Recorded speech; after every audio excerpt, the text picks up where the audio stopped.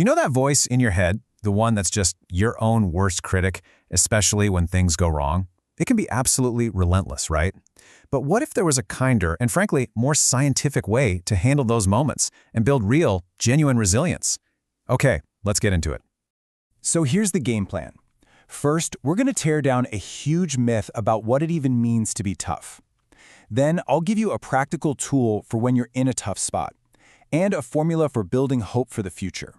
We'll peek under the hood at the science of why this all works, and then we'll wrap it all up into a simple toolkit you can start using, like, today. All right, let's kick things off with a big idea that might surprise you. We're always told that resilience is about gutting it out, or, celebrating these huge, massive wins. But what if the real secret to well-being isn't in those giant moments, but in the tiny ones?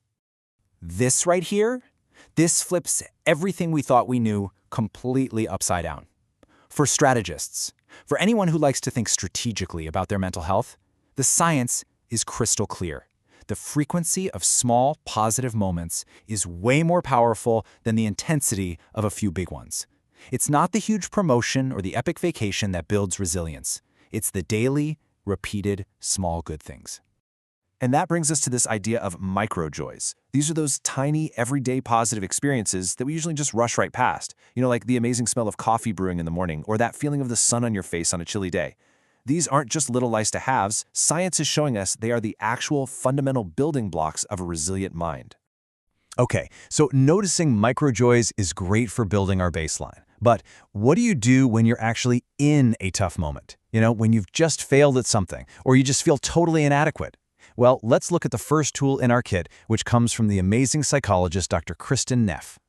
Dr. Neff's whole thing is built on this really powerful idea. Instead of beating ourselves up, what if we treated ourselves with the exact same warmth and understanding we would offer to a friend who is struggling? It's not about excuses. It's about giving yourself the support you need to actually get back on your feet. And she boils this down into a brilliantly simple 3-step exercise called the self-compassion break. This is a super safe and practical way to handle emotional pain, and you can literally do it anywhere, anytime. The 3 steps are mindfulness, common humanity, and self-kindness. Let's walk through each one. First up, mindfulness. Now, this isn't about trying to empty your mind or anything like that. It's just about being honest with yourself. You just acknowledge what's happening without judging it. You literally just say to yourself, this is a moment of suffering, or, oof, this hurts. That's it. You're not fixing it yet, just naming it. Step 2 is common humanity for social smarts. This is so important because when we're struggling, our brain tells us we're totally alone, like we're the only one who ever messes up this badly.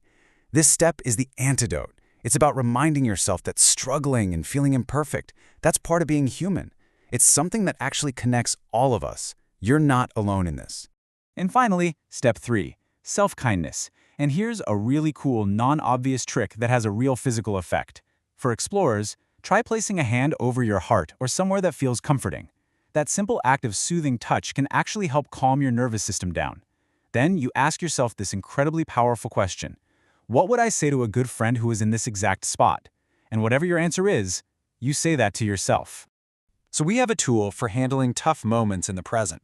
But what about building momentum for the future, especially when you feel kinda stuck? Let's shift gears to our next tool, which is all about the science of hope, from psychologist Charles Snyder. Snyder's research totally changed the game on how we see hope. For strategists, for all the strategic thinkers out there, this is for you. Hope isn't some fluffy, passive emotion that you just wait around for. No, it's an active, deliberate way of thinking. It's a cognitive process, and because it's a process, it has a formula. And that formula has 2 key parts. The first is agency, which you can just think of as your willpower. It's that inner drive, that belief that I can do this. The second part is pathways, which is basically your way power, your ability to actually brainstorm different routes to get to where you want to go. So here's the equation. Hope equals willpower plus way power. And the key thing to get is that you absolutely need both. Think about it. All the willpower in the world doesn't help if you don't have a map. And the best map in the world is useless if you don't have the fuel in the tank to start the car. Real, actionable hope needs both. Okay, so we have a tool for the present and a formula for the future. But why do these things work so well? What's the deep science connecting everything from savoring a cup of coffee to building a hopeful plan? For explorers, let's explore the hidden pattern that makes all of this tick. The secret is in something called the broaden and build theory, from a researcher named Barbara Fredrickson. This is the underlying engine that explains how those little, fleeting, positive emotions from microjoys can actually create real, lasting positive change in your life. So here's the simple version. When we feel negative emotions like fear or stress, our mind literally narrows. It's like a zoom lens focusing only on the threat. It's a survival thing. But when we feel positive emotions, joy, gratitude, curiosity, the exact opposite happens. Our mindset literally broadens. We switch to a wide-angle lens. We see more options. We're more creative. We're more open. And that broadened mindset is where the build part comes in.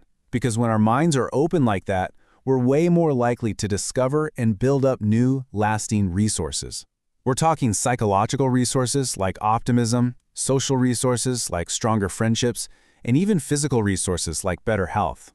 And this creates this incredible, powerful feedback loop that Fredrickson calls an upward spiral.